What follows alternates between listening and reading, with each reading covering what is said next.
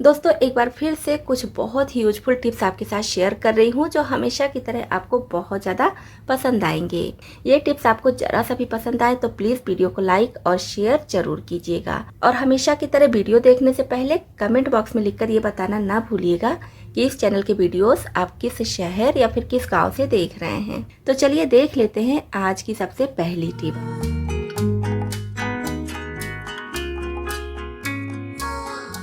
Laptop का use करते करते ये बहुत ज़्यादा गंदा हो जाता है और इसका जो की होता है इसमें बहुत ज़्यादा धूल मिट्टी सब आ ही जाते हैं। आप कितने भी अच्छे से इसको रखिए, कितना भी संभाल कर रखिए, लेकिन फिर भी इसमें धूल मिट्टी जैसे दिखने लगता है। लैपटॉप का जो की होता है इसको साफ़ करने में काफ़ी मुश्किल आती है क्योंकि इसमें जो स्पेस होता है यहाँ पर काफ़ी धूल मिट्टी जमा हो जाती है। तो इसके लिए आप लीजिए सॉफ्ट वाला ब्रश और ब्रश से इस तरह से इसको साफ़ कीजिए जैसा वीडियो में दिखा रही हूँ। तो जितनी भी धूल मिट्टी की में है सब निकल जाएगी और आपका लैपटॉप एकदम साफ हो जाएगा।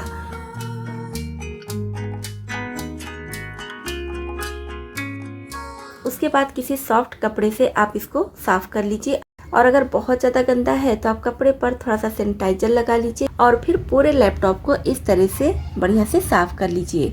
आप देखेंगे आपका लैपटॉप एकदम नए जैसा चमक जाएगा।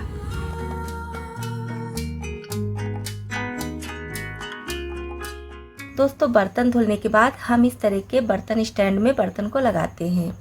तो क्या होता है कि गीला बर्तन धुल धुल कर इसमें लगाते हैं तो इससे जहाँ पर हम ये स्टैंड रखे रहते हैं यानी कि स्लैब पर, वहाँ पर भी काफ़ी ज़्यादा पानी आ जाता है। तो इससे हमारा काम बहुत ज़्यादा बढ़ जाता है। उस पानी को भी हमें साफ़ करना पड़ता है, सुखाना पड़ता है। मैं यहाँ पर इस बर्तन स्टैंड पर ये टिप दिखा रही हूँ। आप किसी भी तरह के बर्तन स्टैंड पर इस टिप को अपना सकते हैं। तो क्या कीजिए, जब भी आपको बर्तन धुलना हो तो स्लैब पर इस तरह से एक मोटा टॉवेल बिछा दीजिए। पुराना टॉवेल जो घिस जाता है उसको रख लीजिए और इन्हीं सब यूज में उसको लाइए। टॉवेल नहीं बिछाना चाहते हैं तो मोटा पिलो कवर है या फिर मोटा चादर है जो आपको ज़रूरत नहीं होता है, यूज में नहीं लेते हैं, तो स्लैब पर उसको बिछा दीजिए बर्तन स्टैंड के हिसाब से। और फिर उसके ऊपर अपना बर्तन स्टैंड रखिए और फिर इस पर आप बर्तन धुल धुल कर रखेंगे तो जो भी पानी गिरेगा ये कपड़ा सोख कर लेगा। और उसके बाद इस कपड़े को आप सुखा लीजिए। फिर से नेक्स्ट टाइम आप इस कपड़े को बिछाकर इस पर बर्तन स्टैंड रखिए। इससे आपका बहुत ज़्यादा समय बच जाएगा। आपका किचन स्लैब बिल्कुल भी गीला नहीं होगा और ना तो साफ़ करने की ज़रूरत पड़ेगी, ना ही किचन स्लैब को पोंछने की। आपका किचन स्लैब साफ़ सुथरा रहेगा। दोस्तों कभी कभी आलू और प्याज रखने के लिए हमारे पास एक ही बास्केट होता है और उसी में एक साथ आलू प्याज इस तरह से रख देते हैं। तो ऐसा बिल्कुल ना रखिए। ऐसा रखने से आलू और प्याज दोनों जल्दी ख़राब हो जाता है। तो इसके लिए जैसे कि ये ब्लिंकिट का पेपर बैग है तो आप कोई भी पेपर बैग ले लीजिए या फिर कार्डबोर्ड लगा दीजिए या फिर इस टाइप का कोई भी चीज़ है जिससे कि आप इस बास्केट को डिवाइड कर सकिए। और अब आप एक साइड में प्याज रखिए और एक साइड में आलू। तो मैं यहाँ पर छोटे से बास्केट में थोड़ा थोड़ा आलू और प्याज रखकर सिर्फ आपके साथ आइडिया शेयर की हूँ। आप इस तरह से बड़े बास्केट में ढेर सारा आलू, प्याज, लहसुन या फिर अदरक वगैरह भी रख सकते हैं।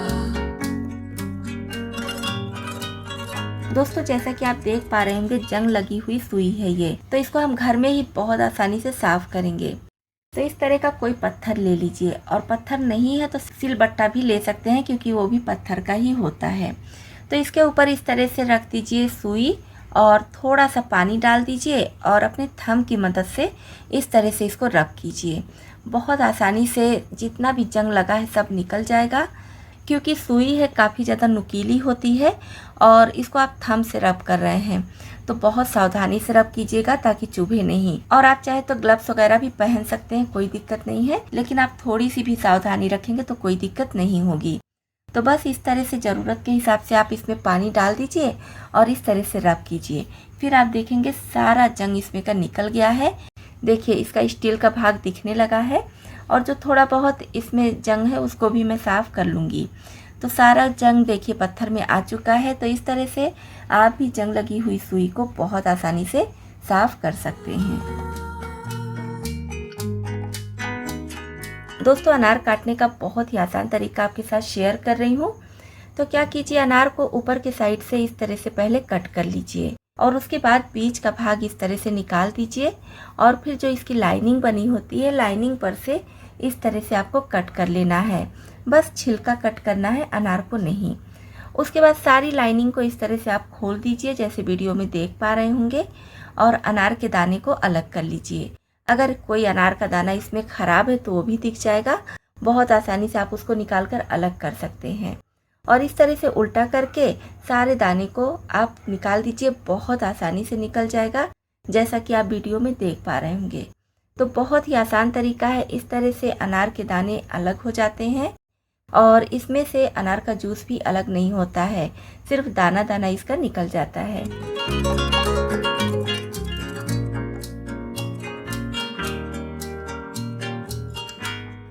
दोस्तों, सेलो टेप का जब हम यूज करते हैं, चाहे तो पतले वाले का या फिर चौड़े वाले का, तो कट करके निकालने के बाद इसकी जो किनारी होती है इस तरह से चिपक जाती है। इसको निकालना काफ़ी मुश्किल होता है, कभी कभी बहुत ज़्यादा समय हमारा लग जाता है इसको खोजने में।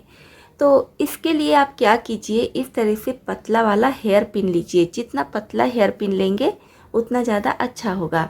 तो अभी मेरे पास बहुत पतला तो नहीं है, लेकिन हाँ थोड़ा सा पतला है। आप कोशिश कीजिए कि इससे भी ज़्यादा जो पतला वाला आता है उसको लीजिएगा। तो जहाँ से आप सेलो टेप को कट कीजिए वहाँ पर इस पिन को लगा दीजिए, और उसके बाद जब आपको सेलो टेप यूज करना हो तो इस तरह से पिन को खिसका दीजिए और जितने सेलो टेप की ज़रूरत है उतना कट करके निकाल लीजिए। तो इस तरह से इसकी जो किनारी है बिल्कुल भी गायब नहीं होगी। नेक्स्ट टाइम फिर से आपको जब ज़रूरत हो तो इस तरह से हेयर पिन को खिसका दीजिए और सेलो टेप निकाल लीजिए।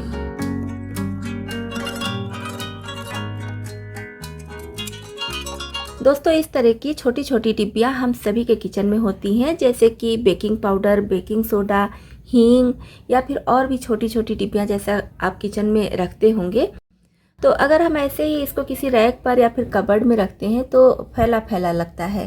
तो इससे अच्छा आप इस तरह का एक बास्केट ले लीजिए और बास्केट में छोटी छोटी डिब्बियों को एक साथ सेट करके रखिए।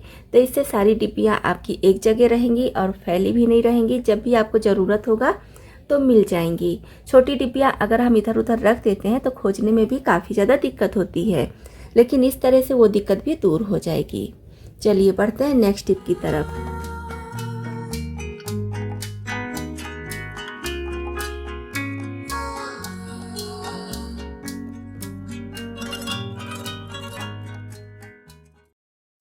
दोस्तों, ऐसे तो दूध की मलाई से मक्खन और फिर मक्खन से देसी घी हम सभी निकालते हैं। तो आज का वीडियो बहुत ही ज़्यादा खास होने वाला है, बहुत ही ज़्यादा यूजफुल है। वीडियो पूरा ज़रूर देखिएगा, क्योंकि इसमें हम दूध की मलाई से मक्खन तो निकालेंगे ही, और जो देसी घी तैयार करेंगे उस देसी घी का यूज आप पूजा पाठ में भी कर सकते हैं। बहुत आसान तरीके से फटाफट देसी घी बन जाएगा, और जो मक्खन हम निकालेंगे उसमें भी बिल्कुल भी समय नहीं लगेगा। बस कुछ मिनट में ही मक्खन आपका मलाई से अलग हो जाएगा। और इसमें हम किसी भी खास चीज़ का यूज नहीं करेंगे, बस आपके किचन में आने वाले दूध की मलाई से ही बढ़िया मीठा और बहुत बढ़िया गाढ़ा छाछ या फिर लस्सी भी आप इसे बनाकर तैयार कर सकते हैं। देसी घी का स्वाद भी बहुत गजब का आएगा, बहुत ही बढ़िया खुशबूदार देसी घी तैयार होगा। वीडियो बहुत ज़्यादा यूजफुल है, इसलिए पूरा ज़रूर देखिएगा। और ये वीडियो आपको ज़रा सा भी पसंद आएगा तो प्लीज़ वीडियो को लाइक और शेयर ज़रूर कीजिएगा। तो इसके लिए सबसे पहले आप देख पा रहे होंगे 12 से 15 दिनों की मलाई मैं यहाँ पर ली हूँ, और ये गाय के दूध की मलाई है। आप चाहे तो भैंस के दूध की मलाई भी ले सकते हैं। तो मलाई जब भी आप स्टोर कीजिए तो फ्रीजर में स्टोर कीजिए। फ्रीजर में आप मलाई को लंबे समय के लिए स्टोर करेंगे, इसका स्वाद भी नहीं बिगड़ता है और जल्दी खराब भी नहीं होगा।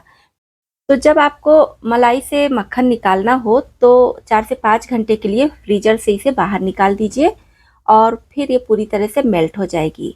जैसे कि इस मलाई को आप देख पा रहे होंगे नॉर्मल टेम्परेचर पर आ चुकी है और मेल्ट भी हो चुकी है। तो इसे एक बड़े बर्तन में खाली करके और गैस पर चढ़ा देंगे, और बहुत ज़्यादा इसको गर्म नहीं करना है, बस इतना गर्म करना है कि उंगली सह सके। जैसे हम दूध गर्म करते हैं ना जामुन लगाने के लिए, जितना गर्म चाहिए तो बस उतना ही इसको गर्म करना है। और फ्लेम हाई कर देंगे तो बहुत जल्दी से गर्म हो जाएगा। बस आपको ध्यान रखना है कि ज़्यादा बिल्कुल नहीं गर्म कीजिएगा, नहीं तो ये फट जाएगी। तो इस तरह से आप उंगली लगाकर देख लीजिएगा। जब हल्का सा गुनगुना हो जाए तब आप फ्लेम ऑफ कर दीजिएगा। तो इससे जो हम दही बनाएंगे ना, बहुत ज़्यादा टेस्टी दही बनेगी। तो अब इसमें हम लगाएंगे जामुन। तो करीब 2 चम्मच जामुन में थोड़ा सा पानी डालकर घोल ली हूँ और इसमें हम डाल देंगे।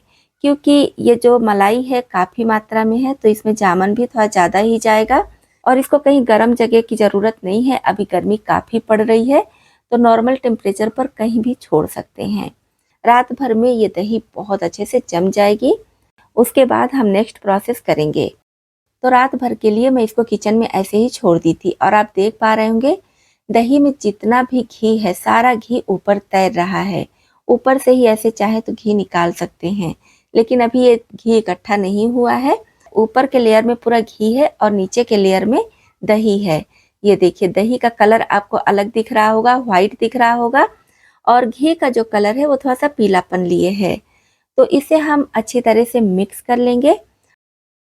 अब इस दही से हम मक्खन निकालने के लिए इलेक्ट्रिक बीटर का यूज करेंगे। इससे मक्खन बहुत आसानी से निकल जाएगा बिना किसी मेहनत के। और अगर आपके पास बीटर नहीं है या बीटर का यूज नहीं करना चाहते हैं, तो फिर आप मथनी से भी मक्खन निकाल सकते हैं या फिर मिक्सी जार में डालकर भी निकाल सकते हैं। लेकिन इलेक्ट्रिक बीटर है तो इससे काम बहुत ज़्यादा आसान हो जाता है।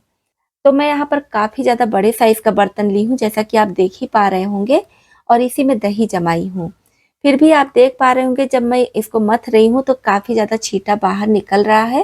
तो इससे हमारा दही या फिर घी बर्बाद तो होगा ही, साथ ही साथ मुझे बहुत ज़्यादा सफाई भी करनी पड़ेगी।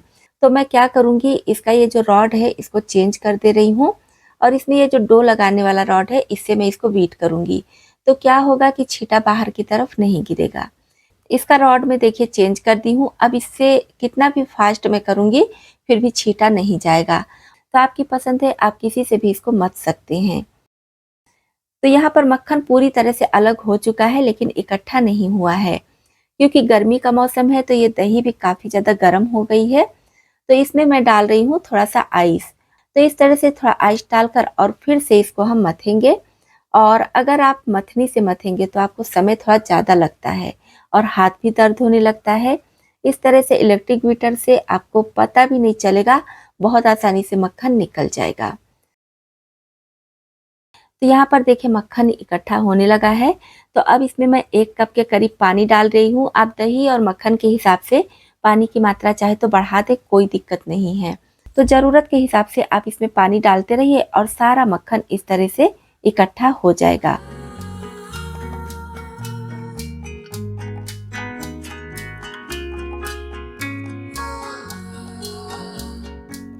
तो यहाँ पर देखिए मक्खन इकट्ठा हो गया है और अच्छे से इकट्ठा करने के लिए फिर से मैं एक बड़ा सा आइस क्यूब ली हूँ और इससे इस तरह से घुमाते हुए सारे मक्खन को इकट्ठा कर लेंगे। दोस्तों, अगर आप सर्दी में इस तरह से मक्खन निकाल रहे हैं तो फिर आपको ये प्रोसेस करने की ज़रूरत नहीं पड़ेगी, क्योंकि सर्दी में ये बहुत जल्दी से इकट्ठा हो जाता है। गर्मी जैसे जैसे बढ़ती है वैसे वैसे थोड़ी सी दिक्कत होती है, क्योंकि मक्खन मेल्ट होने लगता है। तो यहाँ पर आप देख पा रहे होंगे सारा मक्खन इकट्ठा हो चुका है। इसको हम निकाल लेंगे और दूसरे बर्तन में ठंडा पानी लेकर इसमें डालेंगे और इसे अच्छी तरह से धुल लेंगे। और ये हमारा बनकर तैयार हो गया है लस्सी या फिर छाछ। इसमें आप चीनी डाल देंगे तो ये लस्सी बन जाएगी, और अगर जीरा और नमक वगैरह डाल देंगे तो छाछ बन जाएगा। तो इसको आप अपनी पसंद अनुसार यूज कर सकते हैं। आप इसको फ्रिज में रख दीजिए, बिल्कुल भी खट्टा नहीं होगा। अगर कढ़ी वगैरह बनाना चाहते हैं तो फ्रिज में ना रखिए, बाहर रखिए तो बढ़िया से खट्टा हो जाए, तब आप इसे कढ़ी भी बना सकते हैं। अब इधर ये देखिए मक्खन जो है इकट्ठा हो चुका है। अब इसको इसी पानी में धुल धुल कर बॉल बनाकर साइड में रखते जाएंगे। आप चाहे तो 1 से 2 बार और धुल लीजिए। तो मैं भी इसको 2 बार धुलूंगी और उसके बाद इसे घी निकालूंगी। तो यहाँ पर थोड़ा सा मक्खन मैं अलग रख ले रही हूँ इस कंटेनर में और इसको खाने के लिए यूज करूँगी। तो इस तरह से कंटेनर में हम इसको सेट कर देंगे और उसके बाद फ्रिज में रख देंगे तो बहुत अच्छे से ये जम जाएगा। और बाकी के मक्खन को मैं कढ़ाई में करके गैस पर चढ़ा दी हूँ घी बनाने के लिए। तो बस घी बनाने के लिए हमें कुछ नहीं करना है। फ्लेम पहले हाई रखेंगे, हाई फ्लेम पर चलाते हुए इसे मेल्ट कर लेंगे। और जब ये मेल्ट हो जाए, इसमें झाग बनने लगे, तो फ्लेम लो या फिर लो मीडियम पर करते हुए इसका हम घी तैयार कर लेंगे।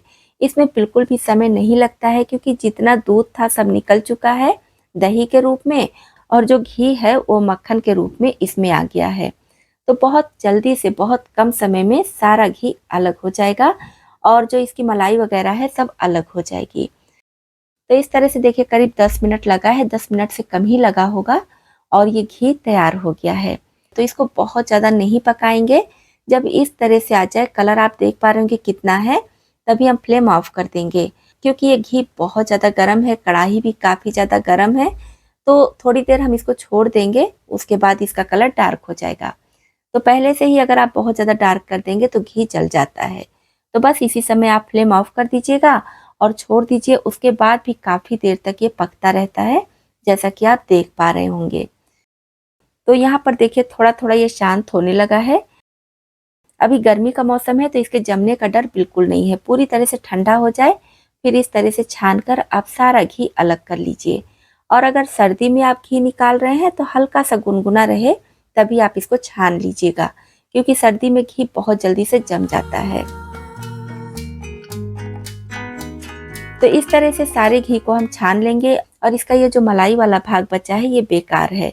इसका यूज हम किसी भी रेसिपी में नहीं करेंगे, क्योंकि ये खट्टा होता है। हाँ, इसमें थोड़ा बहुत घी और निकलेगा। तो आप क्या कीजिए, इसी कढ़ाई में 1 कप पानी डाल दीजिए और बढ़िया से इसको उबाल लीजिए। फिर उस पानी को छान लीजिए और छानने के बाद फ्रिज में रख दीजिए। तो जो इसमें घी है सारा घी ऊपर में तैर कर आ जाएगा और जम जाएगा। फिर आप उस घी को निकाल लीजिएगा। तो मैं ये सारे प्रोसेस आपको नहीं दिखा रही हूँ, क्योंकि पहले भी कई बार आपको वीडियो बनाकर दिखा चुकी हूँ। तो आज मैं सिर्फ देसी घी निकाल कर ही आपको दिखाई हूँ। ये डिब्बा 1 लीटर का है और आप देख पा रहे होंगे आधा डिब्बा से ज़्यादा देसी घी निकला है यहाँ पर। और ये एकदम शुद्ध है। इसका यूज आप किसी भी पूजा पाठ में, व्रत त्योहार में कर सकते हैं। किसी भी तरह की मिलावट नहीं है, एकदम ओरिजिनल देसी घी है। तो इस तरह से आप भी घर में देसी घी बनाकर तैयार कर सकते हैं। इस तरह से घी की मात्रा ज़्यादा निकलेगी और इसमें ज़्यादा मेहनत भी नहीं लगता है। फटाफट आप मक्खन निकाल कर उसे छाछ, लस्सी और देसी घी बनाकर तैयार कर सकते हैं। तो इधर देखिए मक्खन भी अच्छी तरह से सेट हो चुका है। अब इसको आप अपनी मनपसंद पीस में कट कर लीजिए, या तो ऐसे ही कंटेनर से निकाल कर यूज कीजिए। तो मैं इसको इस तरह से कट कर लूँगी जिससे कि यूज करने में आसानी होगा। तो हमारा मक्खन भी देखिए कितना बढ़िया बनकर तैयार हो गया है, बिल्कुल मार्केट के जैसा या मार्केट से भी बहुत बढ़िया। तो इस तरह से घर में आप मक्खन भी बनाकर तैयार कर सकते हैं। दोस्तों, अगर घी निकालने का और भी वीडियो आप देखना चाहते हैं तो प्लेलिस्ट आपको मिल जाएगा, आप क्लिक करके देख सकते हैं। ये वीडियो आपको जरा सा भी पसंद आया हो तो प्लीज़ लाइक और शेयर जरूर कीजिएगा।